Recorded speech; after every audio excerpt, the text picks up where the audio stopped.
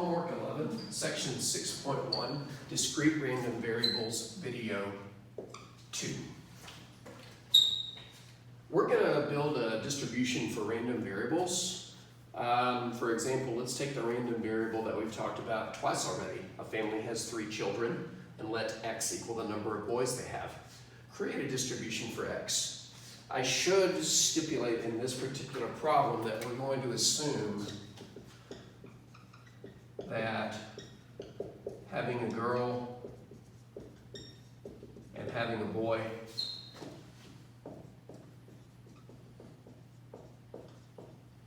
are equally likely.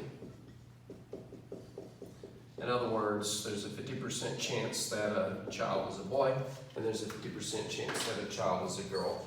I suppose if we got into biology and genetics, we could come up with better numbers, but let's assume equally likely outcomes. Just a reminder that a distribution is a table that lists 2 things for an experiment.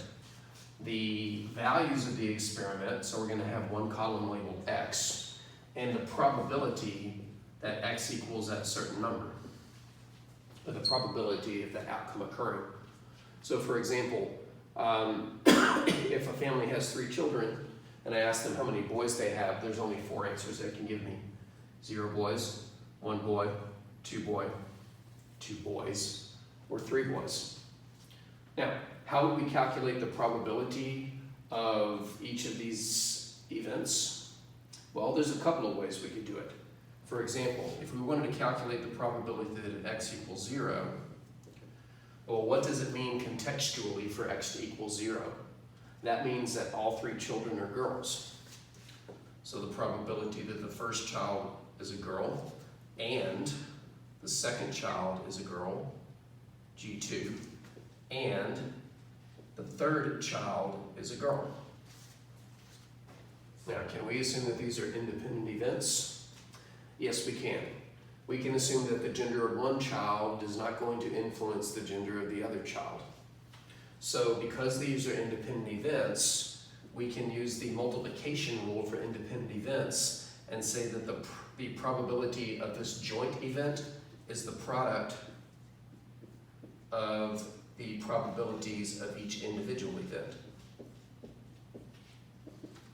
So the probability that the first child is a girl is 1/2, the probability the second child is a girl is 1/2, and the probability that the third child is 1/2. And if we multiply all those, we get 1/8. The homework is going to ask for decimals. 1 divided by 8 is exactly 0.125. So there is a 12.5% chance that there are no boys. We can do this for each one, but it does get a little bit more complicated. Because think about what it means for x to equal 1. X equals 1 means that there is 1 boy, which means there are 2 girls. But in what order? For example, was the boy first and then the girls second and third? Or were the girls first and second and the boy third? Or was the boy in the middle? So it went girl, boy, girl. So if we wanted to calculate directly the probability that x equals 1, it's kind of a long setup. I'm going to omit the word and between the G's and the B's, but remember, they are there. So what if it was a boy and a girl, or a girl and a boy and a girl, or a girl and a girl and a boy? So now we have this long probability that not only involves ors, but ands. Boy and girl, all independent events. Or girl and girl, also independent events. Or girl and boy, also independent events. But now we have to get the addition rule because of the word or. When we had the addition rule, it was only for 2 events, this or that. But we did have a rule for mutually exclusive events. These events are mutually exclusive. What does that mean? That means no 2 of them can occur at the same time. In other words, if a family says in order my children in the order of birth were boy, girl, they could not also say Oh, it was also girl, boy, girl. It's one or the other, but not both. They are mutually exclusive, which means I can just add each of these individual probabilities. So the probability of boy and then girl plus the probability of girl, then boy, then girl, plus the probability of girl, then boy. And remember, each of these has a bunch of ands. So boy and girl and girl. The multiplication rule says that the probability when it's and is just to multiply the individual probabilities. And if they're independent, which they are, then you can just multiply each individual probability. So for the probability of boy, then girl, each of those has a 1/2 chance of happening. 1/2 chance the first child is a boy, 1/2 chance the second child is a girl, 1/2 chance the third child is a girl, and it would be the same for all three.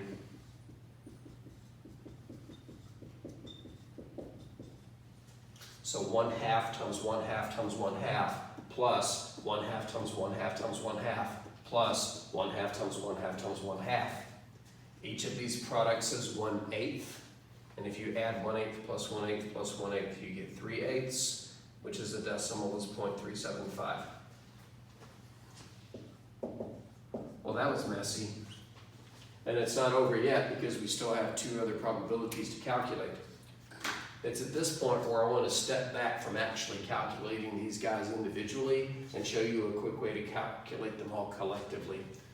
It's a way that we've seen before where you actually list the entire sample space and build your probabilities off of those.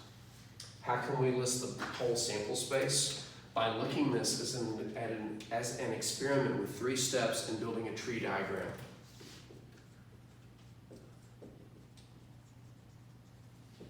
Remember how a tree diagram works. You start with a root or a node, and then for each stage of the experiment, you branch off. So for the first child can either be a boy or a girl. Then for the second child, you would branch off from each of the previous branches. If the first child was a boy, then the second child could be a boy or a girl. Or if the first child was a girl, then the second child could be a boy or a girl. But because we have 3 children, we need 3 layers of branches, so we have to branch off one more time from all of the previous branches. So the third child is either a boy or a girl in any of the scenarios. Then we can just label each branch by tracing the path from the top to the bottom. So the leftmost branch represents 3 boys. The next branch is boy, boy, girl. The next branch is boy, girl, boy.